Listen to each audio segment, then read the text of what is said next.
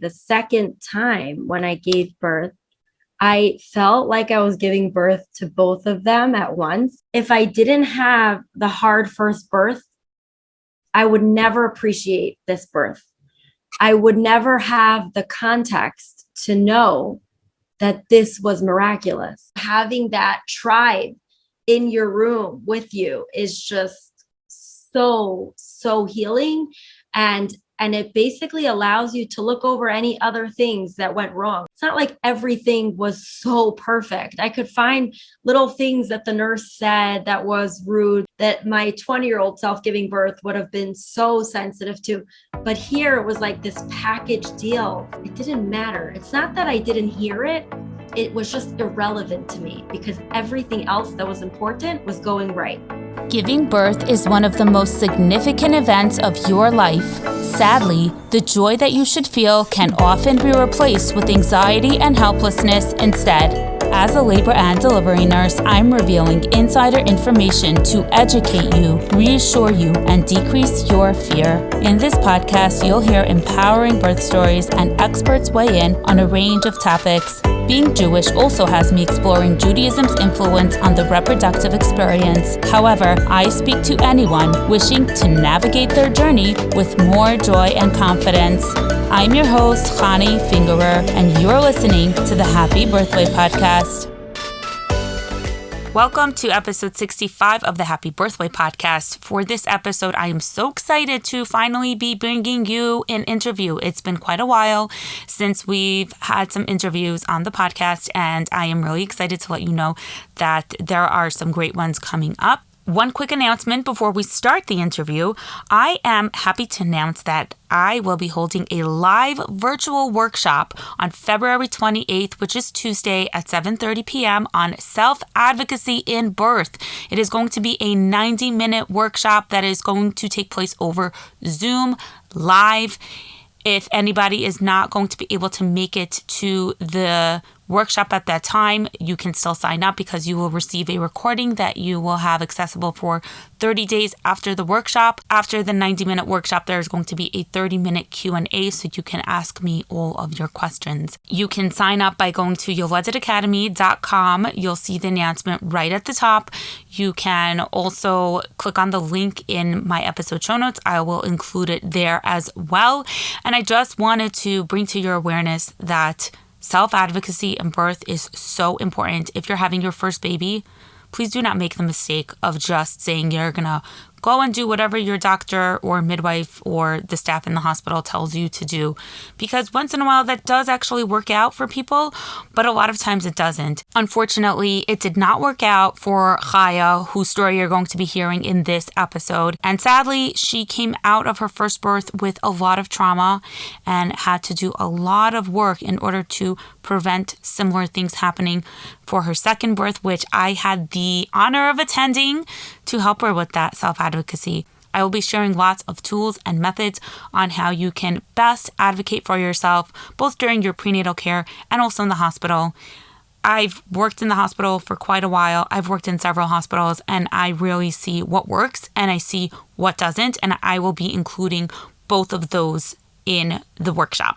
And self-advocacy does not mean being entitled. It does not mean being demanding. But what it means is communicating effectively, making sure that your voice is heard and that there's mutual understanding between yourself and your birth care team, and participate in making decisions around your care. And it's also making sure that you know all of your options, because not always are you told all of your options.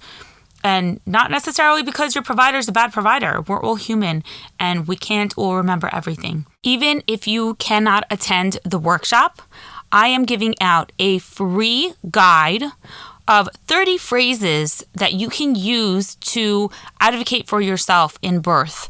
30 amazing phrases. Each one brings up a different important point that you can use as a springboard to communicate with your doctor or your midwife or the staff in the hospital. It is completely free. All you have to do is go to yoledetacademy.com. Scroll to the bottom. You can get the guide by subscribing to my email list. I will put the links for both the workshop and the free guide in the episode show notes. And now, enjoy Chaya's story. Welcome, Chaya, to the Happy Birthday podcast. I'm so happy to have you. Happy birthday on your baby. Yeah, it's so nice that it happened to be that we're recording this at her basically first birthday. Like I was still in the hospital this time last year. So it's like literally fresh, she's 1 year and it's a great time to really reflect and discuss this topic. Yeah. Yeah. And I had the honor of joining you for the birth, which It was such a dream come true. thank you. I actually would like to preface and discuss how we met, because I think that it really will tie everything together as to how that, like what phase in the healing process I met you and how both parts of the healing were so critical to that end result. So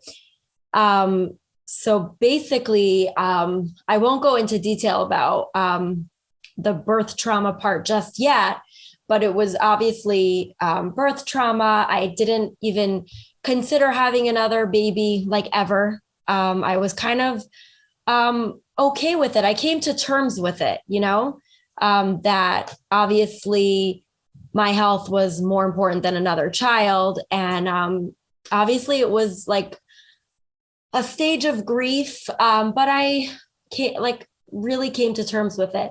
But then, so to clarify, when you say trauma, do you mean emotional trauma, physical, psychological trauma, or all of it? All of it together. Mm-hmm. And I was totally in that phase of just accepting, not denying, just accepting my phase. And that was like 5 years of just living with the reality that I will just have one child for my whole life. And that's my fate. Wow. And then after my son turned 5, that's when I started feeling like I might be able to do this, not necessarily feeling like I'm capable, but I was starting to feel curious if I'm able to. Mm-hmm. And around that time, this is where I met you. This is like a crazy story. I don't know if I mentioned it to you in detail, but around this time when I started feeling curious if I am able to pursue this again, I had a dream that I was in a hospital and I felt extremely cared for. And it wasn't even clear why I was in the hospital. Like, it wasn't like I knew I was giving birth in my dream. You know how certain details aren't clear when you're dreaming. Mm-hmm. And then I woke up and I wanted to go back into my dream. You know, when the dream is so good, you want to go back into that state. And I couldn't go back. And it was like, wait, how do I get back in the dream? And then I started realizing, wait, so I was giving birth and I was just having such a good experience. I basically connected it after the dream, after I woke up.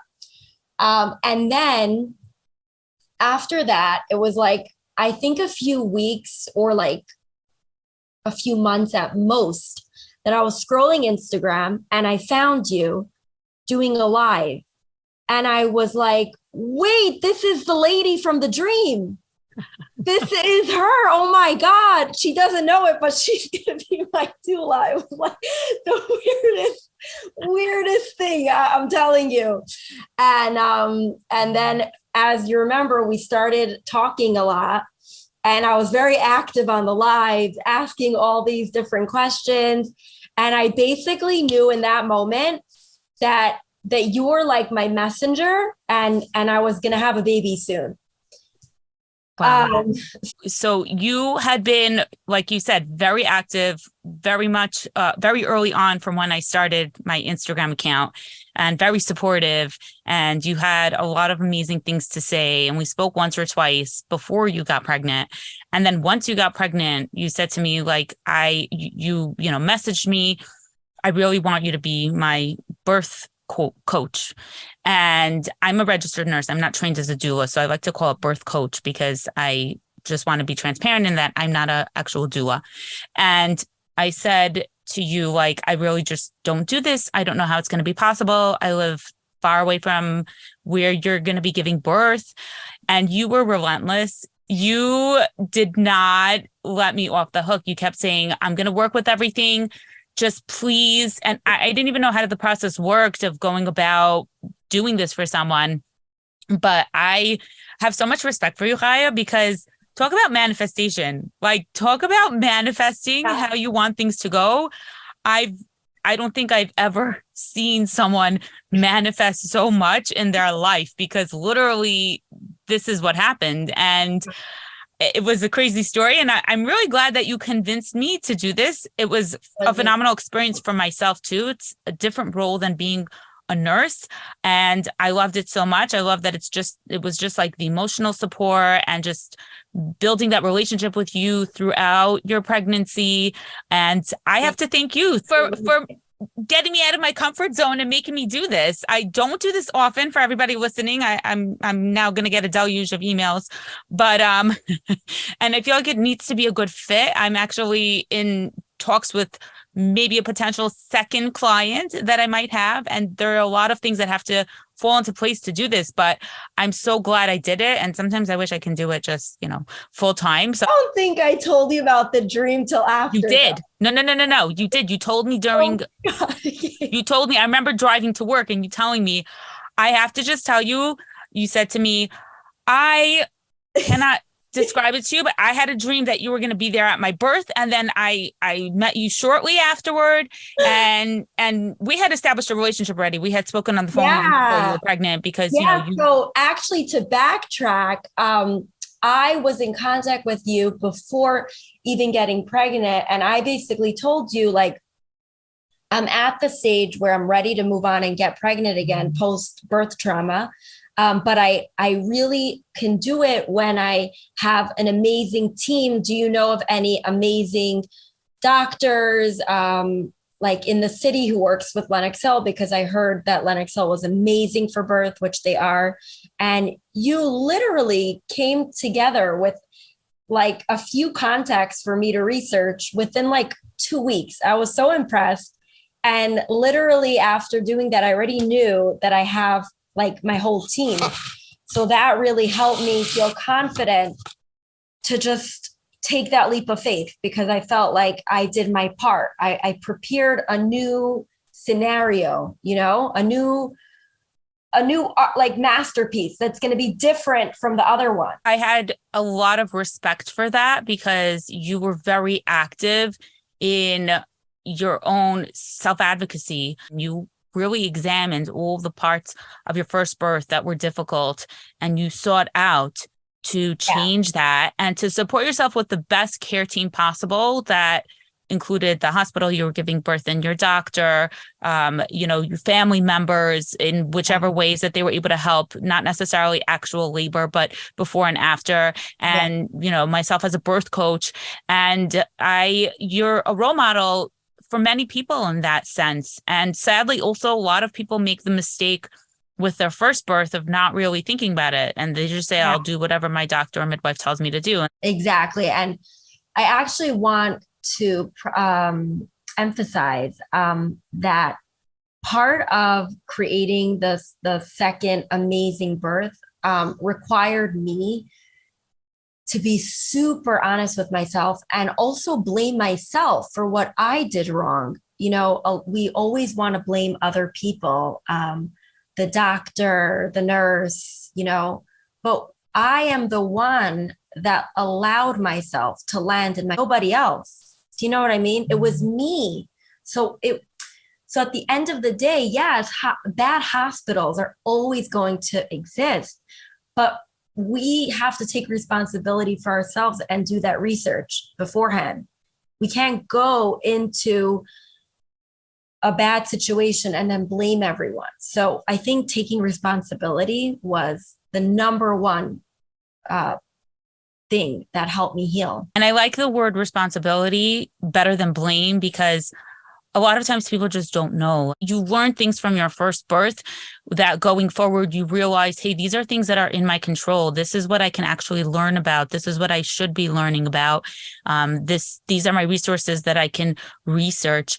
A lot of times we don't realize what we don't know. We don't know what we don't know, but taking accountability and saying, I'm not just going to be a victim here. I'm going to see what I can actually do myself to improve my next experience if I'm going to have another baby and I want it to be healing. And, I just also want to bring up that people can do all the research in the world. They can set up everything right. And I hope that things turn out for them in the beautiful way that they turned out for you. You can pick the best hospital, but there can be circumstances out of your control where you can get that one nurse that's just having a really bad day and, is not as supportive, or your doula gets sick with COVID. Right. We just have to quickly cover that story in a little bit, but, and, things can be out of their control as well. So there is still a certain level of surrender that one has to have. But at the same time, realizing what is within your locus of control, what is within your power to do for yourself. Exactly. And I think that, expanding on your point, that when things go wrong, but you know that you tried your best and you literally exhausted every single option to give yourself the best experience, you're not going to suffer as much as when you didn't do that work. So you did your part. The rest is up to God, and it's up to God always. And that's what I went in with the second time, my whole pregnancy. It was like telling myself that I'm doing my best, but the rest is up to God. There's still that part of the equation that will never, ever go away.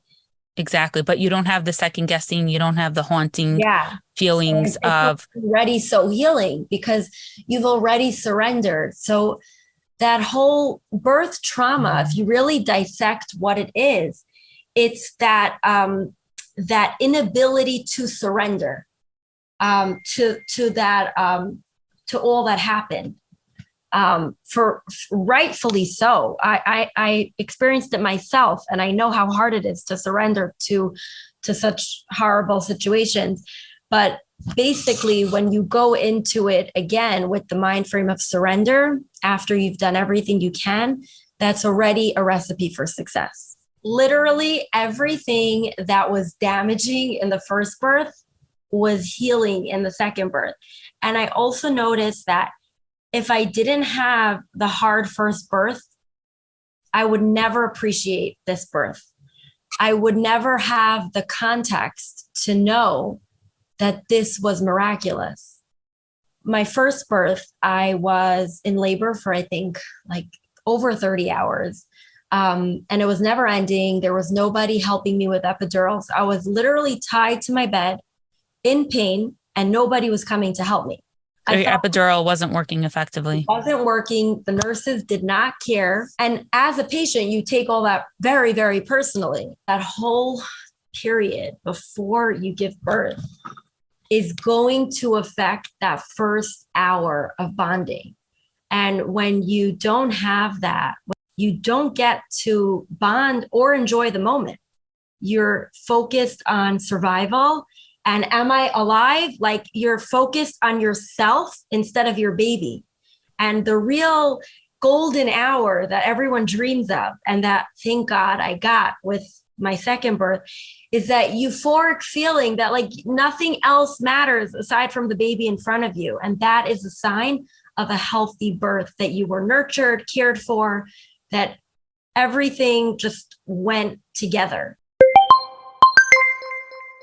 If you have been struggling with nausea and vomiting from your pregnancy, Ematerm might be the answer for you. Ematerm is a safe and effective anti-nausea wristband that prevents and relieves nausea and vomiting induced by pregnancy or motion, such as car and boat rides. It releases a low-frequency pulse that travels through the body's nervous system to the part of the brain which controls the stomach. This interrupts the nausea signal pathways. Ematerm is FDA cleared and designed to put you in control when you need drug-free therapy with with no worries about potential side effects. Users can choose from 5 levels of intensity to achieve the best effect. The unique wristband design holds the device in place and makes it easy to put on and take off. It is FSA and HSA eligible, comes with a 30-day money-back guarantee and a 1-year warranty. Go to emeterm.com, that's EMETERM.com, and use code HAPPYBIRTHWAY for 20% off of your purchase. You can find the link in the episode show notes. Having a fussy, nonstop crying baby can take all the joy out of motherhood. Is it gas? Is it constipation? Is it colic? It's hard to know, but there is a solution for all of those. Happy Tummy is a waistband that comes with an herbal pouch. When you microwave the pouch and apply the waistband to your fussy baby, your baby is instantly soothed. That's thanks to natural formulation of herbs including flaxseed, chamomile, lemongrass, peppermint, spearmint, and lavender. Happy Tummy is all natural, no drugs or drops. And not only does it quickly soothe your baby, but it smells terrific. Happy Tummy also has adult-sized waistbands, which mothers love for cramps, stomach aches, and back aches. Use my code HAPPYBIRTHWAY for 10% off your whole order on happytummy.com. That's HAPPYTUMMI.com, code HAPPYBIRTHWAY for 10% off. I want to emphasize that, like you said, there are some women that have what looks like a straightforward, nice birth, even they feel cared for, and they still will not feel those bonding feelings with their baby in the beginning. And that's normal. So they shouldn't feel like, what's wrong with me? Right. But at the same time, there are women that can feel that beautiful feeling, but like you felt with your second birth, but that was robbed from them because they were mistreated. And like you said, they were just in such a fight or flight mode that they couldn't feel that joy that came after. It felt so horrible, that moment of not bonding the first time. The second time when I gave birth, I felt like I was giving birth to both of them at once. Everything that it didn't come natural for me, that in that first moment kind of came out in that moment. Wow. It was like this retroactive process that was very, very meaningful. And the fact that I was able to be so calm at the birth, obviously it's terrible pain no matter what, but I was in a headspace that I'm safe. I knew pain was coming, so it wasn't a shock to me. It was that I wasn't suffering. I felt so empowered. Like I felt like this lioness. I can't even explain it. Yes, you were. And that's how women should feel. At the end, they didn't want to refill the epidural. And I knew that if you weren't there, they wouldn't have given it to me. I just knew. And I saw that like they were hesitant. But when you basically spoke to her, it all just came together and it changed that whole greeting with my daughter. I was able to greet her in the most loving way where like she was the only thing that mattered. It wasn't about me. It was only about her. And everything that I wanted to feel, I felt because of that support. And I want to hold space for the fact that some women can find it very traumatic to give birth without an epidural when that is their plan and that is their desire. Right. And I think it's even more traumatic when the epidural does not work. And I have to give you so much credit for the fact that you stopped. You said, I'm not pushing. I'm not doing anything right now until I can see the anesthesiologist so that we can determine what's going on. You did try to push a little bit in the beginning and the pain was so severe and it had been controlled earlier. The hard part is that at the end, there are some people that will feel a lot. And that's not always something that an epidural can take away, but you knew yourself and you knew what you wanted and you knew that it might be something that might happen, that it won't take the pain away. But you said, this is what I want. This is what I need.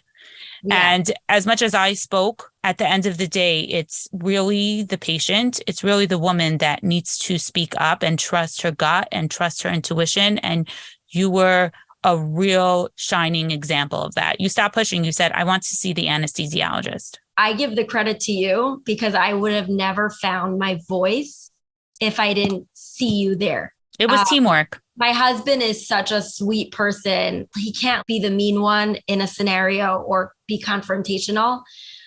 So he can give me the support that I needed in other ways, but not that way that I needed you. After seeing the results of having a birth with a doula, I really, really strongly promote it. Definitely has to be a match. But once you found your match, like stick to it. It takes a village. It's a birth team. And actually, this is the first time I'm saying this, but I am shortly coming out with a workshop on self-advocacy. Not everyone always has access to a doula, or people have access to other friends, family. Their husbands may be able to do that for them. But it's really knowing and understanding and learning where and how to do it most effectively, because sometimes it can come off as antagonistic toward the hospital staff, and they do have more power than a patient, and they can make choices or decisions that may negatively impact a patient, just unfortunately, on the premise of them wanting to have that power over the patient.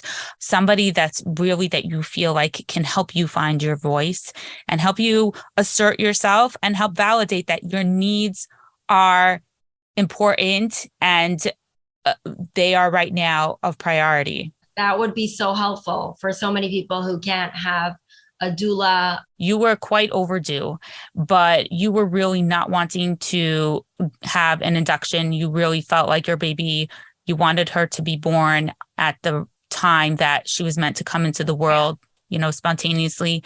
And you were getting quite late. And I know that your doctor was recommending an induction, but you also advocated for yourself in a very collaborative way with your doctor, not in an antagonistic way, but in a very collaborative way. And you found a doctor that was willing to listen to you and really work with you. You had this plan that even if you would go past whatever the typical standard guidelines are of induction, you would continue to get extra monitoring. And as long as your baby looked good, you can continue to wait, which I think is fabulous, because that's something that you really wanted. Yeah. And you were able to make sure that your provider was on board and felt that that was a good decision for you personally, your personal situation. I did also do all of the other things that they were recommending. When you do your part, you can really say the rest is up to God, and you feel that lightness in your heart when you say that. So I was like, I'm going to do everything I can to have a natural birth.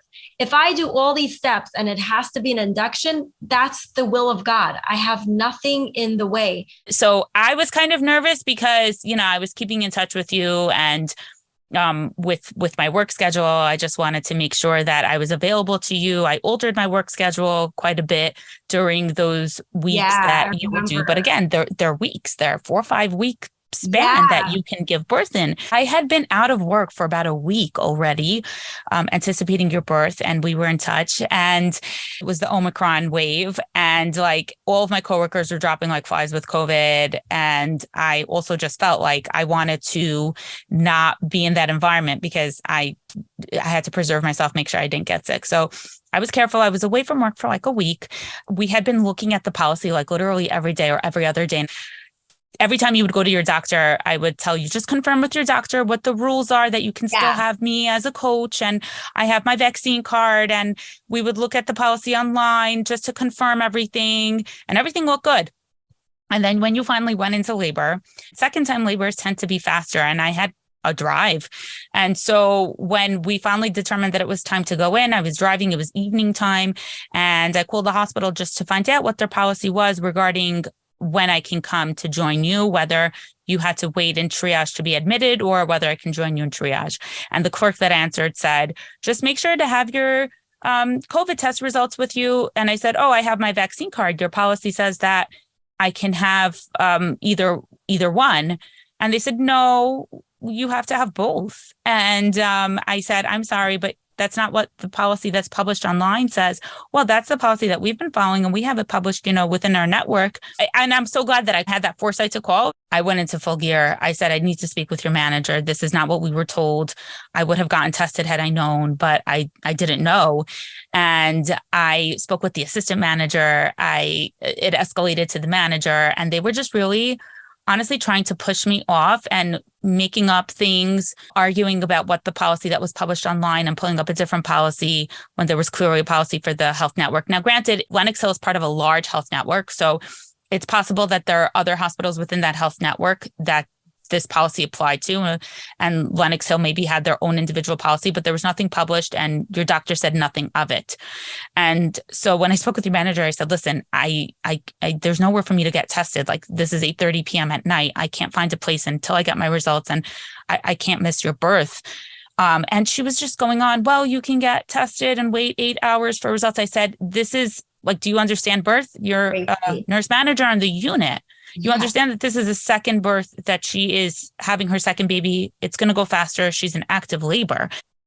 They said, send us a copy of the policy. I was going to pull over on the highway to send a copy of the policy when it turned out they were like, yeah, so we can, for further research. What was upsetting is that these managers were trying to just get me off their back. They weren't really trying to work with me. This was like a 45-minute saga that was going on. But at a certain point, I said, I have to ask you to ask your doctor. This is another form of self-advocacy where you had been in contact with your doctor. Your doctor knows you well. You had been telling your doctor what the plan was. Your doctor was telling you about the policy. And so, yes, your doctor advocated for you. And right. And the whole pregnancy, it was like having a doula was the number one thing I was discussing with her to avoid a future birth trauma. And I told the nurse managers too. I said, this is somebody who has an extensive history of birth trauma and who needs a coach at her side and who has been planning this for a long time. And so the policy at the hospital at that point was that they would test one support person, the primary support person, which was going to be your husband. So they would let them in and then they would, do the COVID test, and it resulted in a few hours. And your doctor advocated for you. And they said, we'll test both of your support people. And that's how I was able to come in with you. And the funny thing is they kept telling me on the phone, well, the doulas know that this is our policy. Like, you should know. I said, listen, I live in Connecticut. I don't know if I'm ever going to be here again. I'm not going to tell any doulas that I got an exception. I'm not going to do any of this. Like, I'm literally just coming for this. I said, I'm a labor and delivery nurse. I understand where the policy stems from and safety. And I would have gotten tested. I'm not being antagonistic. I have an N95 mask that I'm fitted for because I'm a healthcare professional that I have with me that I will wear throughout the entire time. And so they were finally, gave in and said that I can also come in with the test. Fast forward quite a few hours later, when you were pushing and really almost close to delivering. Yeah. I was that person that put up this whole fuss and ended up being positive for COVID. Now, you were pushing, so they didn't tell you yet at that point. And I was just, I cannot even describe the feelings that I had of like, firstly, oh my gosh, did I put you at risk? And, you and your baby. And secondly, like, oh my gosh, I put up so much of a deal. I mean, all of us did. And for coming from a very naive place, I wasn't symptomatic. There was no reason for me to think that I had COVID. I had been out of work for quite a few days, no exposure. And it was asymptomatic COVID. And who knows how long I had it for? I mean, COVID can result in these PCR tests for 3 months. So who knows how long I had it for and if I was really still infectious. But whatever the case may be, I looked at your doctor with like tears welling up. And there was one nasty nurse, and she was one of the whole crew. She was just really nasty throughout the entire time. She wasn't your primary nurse, but she kept coming and going.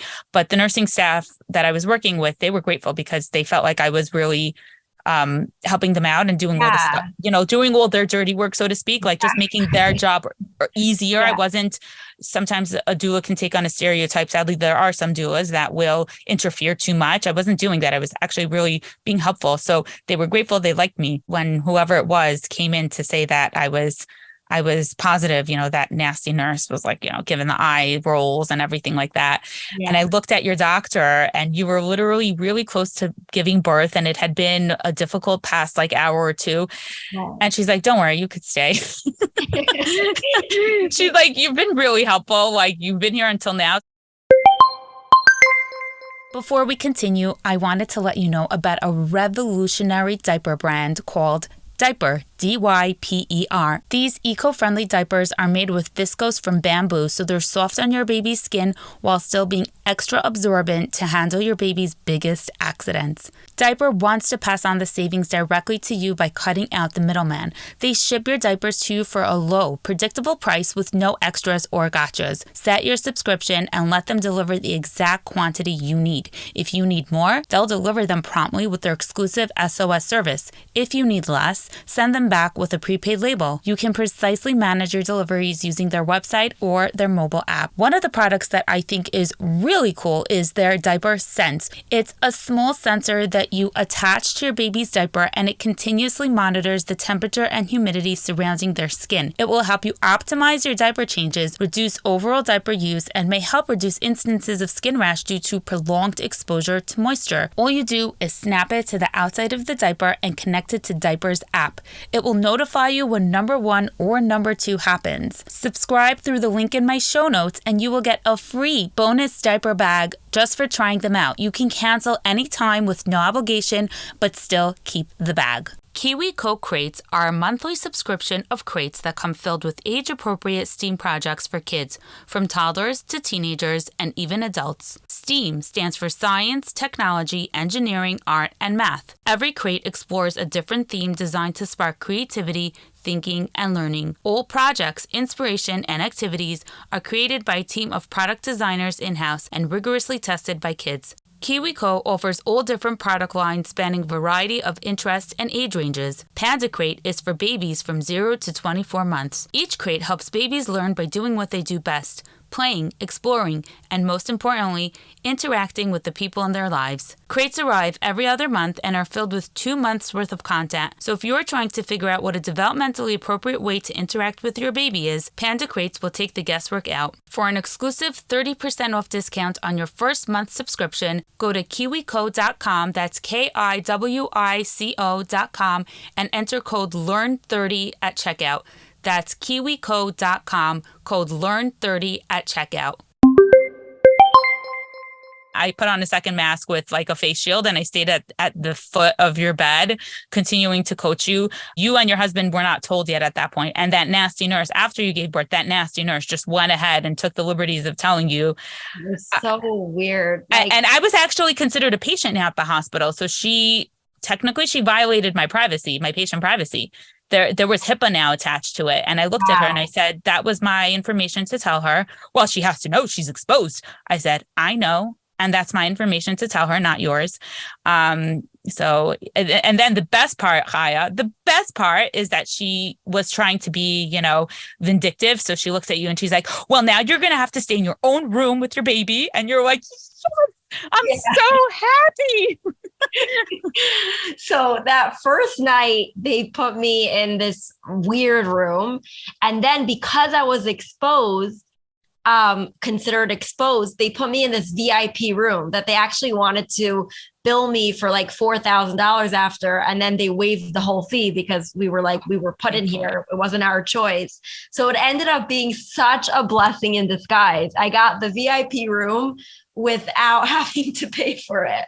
My gosh. Yeah. It was awesome because like the nurse was trying to like make you upset that you're It was actually like your magical power. Like you not only gave me the magical birth, but you gave me the magical room with privacy. You don't have to share it with anybody. You have your own space. Postpartum it's like such a vulnerable stage. You just want to be alone. You don't want anyone seeing you in that state. Yeah. And thankfully I didn't give you COVID because honestly, that was really my biggest fear. I was really very concerned, for the few days after the birth. And you were adorable because when I told you, I burst out crying because I just felt so horrible that you were exposed. And you were like, I'm so happy you didn't get tested before because then you wouldn't have been able to be at my birth. Yeah, but that was literally how I felt because I knew that I could not have done that birth without you. You manifested like so much in your birth. It's incredible. Manifesting is really how we edit the settings in our brain. I was telling myself a new dialogue. I was disassociating from my first experience and saying that is not going to repeat itself. what is my new dialogue? And I constantly told myself my new dialogue. So it all logically made sense, and it all happened that way. This whole entire year, I was looking back, scrolling back to January 14 photos to relive my birth. I remember like right after giving birth, the stark contrast between my first and second was when I gave birth, I was like, oh my God, I could totally do this again in my head. And after my first, I was like, wow, I have to come to terms with just having one. A woman will never forget how she was made to feel at birth. She can be 85, 90 years old. She will never forget. And I think for you, this was so redeeming. You felt like you were stripped of your power with your first birth. You were not listened to. Your concerns were minimized. And you feel like you gave birth to both of your children with the second birth because you were able to reclaim that power that was stolen from you with your first birth. Exactly. Having that tribe in your room with you is just so healing, and it basically allows you to look over any other things that went wrong. Like, it's not like everything was so perfect. I could find little things that the nurse said that was rude, that my 20-year-old self giving birth would have been so sensitive to. But here it was like this package deal that was just like, it didn't matter. It's not that I didn't hear it. It was just irrelevant to me because everything else that was important was going right. You were feeling the same physical sensations with your first birth as with your second birth, but how you felt about it. I understood that this is what I felt the first birth, but it wasn't, because it didn't have the suffering element to it. It was like, even if they don't give me epidural now, I'm still going to get through this. I'm still going to have an amazing golden hour. We kind of underestimate how much reframing our mind is so powerful. So like, even when things were very rough during the labor, even though it was super short, it was still very painful moment. And I was just telling myself, no, I was created for this. Hashem made me like this for this moment. It was for this very moment. So it was that I was constantly telling myself and motivating myself. Aside from all the other motivation I was getting from you and the nurse and the doctor, it was really, I had to have strength over my mind. I feel like preparing for the birth happens in a few ways. So there's the doula aspect, and there is, for me, preparing the nursery was vital. To make a real space in my heart, I needed to see that crib for like a few months before. I needed to see the wallpaper. I went all out. It was just, to me, like that opportunity to really make a new beautiful page in my book. Also, I had a psychologist that I was meeting with weekly over Zoom. That was so helpful. One other thing that I think is very, very important for those that struggled with birth trauma is that it's very important to surrender to the stage of grief and giving yourself time.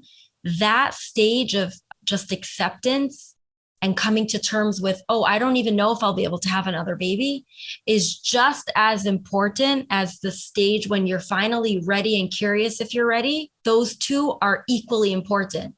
The time in between births and then the preparing for the second birth are literally, I can't even tell you which one's more important. They're both very, very important.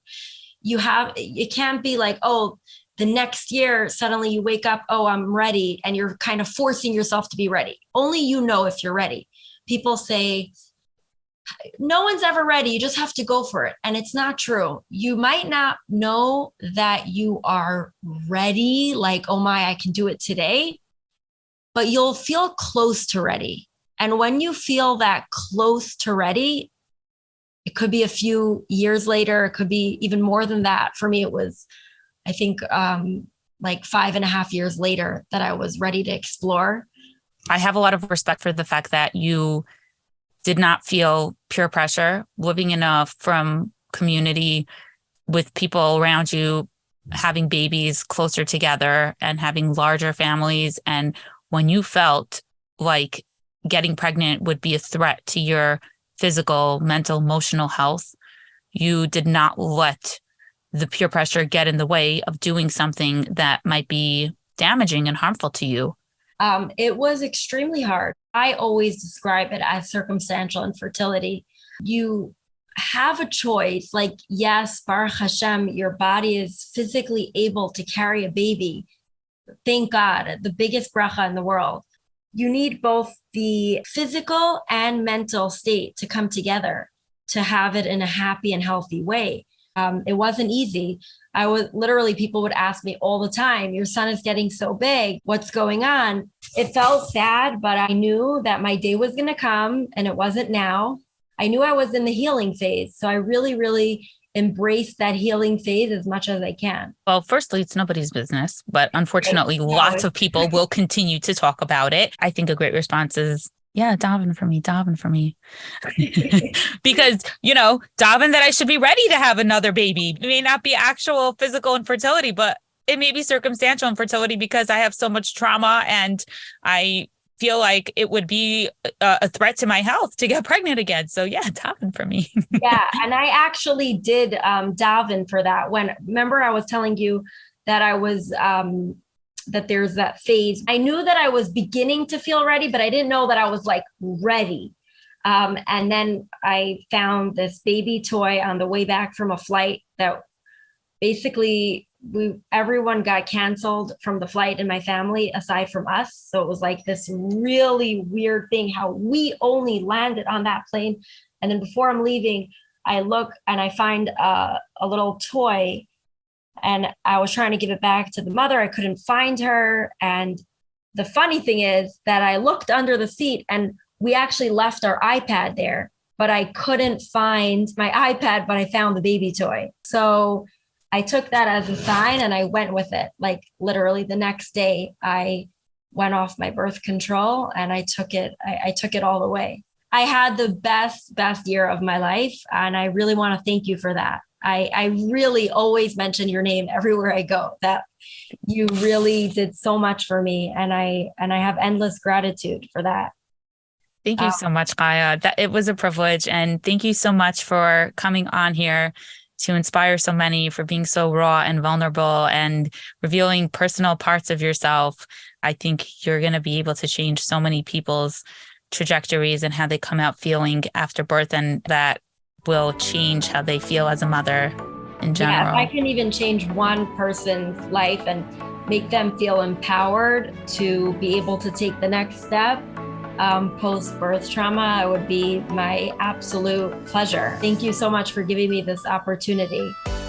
Thanks for tuning into the Happy Birthway podcast. Head over to Yoledet Academy on Instagram to continue the conversation. You'll find the link in the episode show notes, as well as links to any additional resources, products, and services mentioned here. If you love listening to this show, you can help it grow by sharing it with your friends and rating and reviewing it. To stay in the loop when new episodes are released, make sure to subscribe. Remember that your health needs are unique and require individualized medical advice.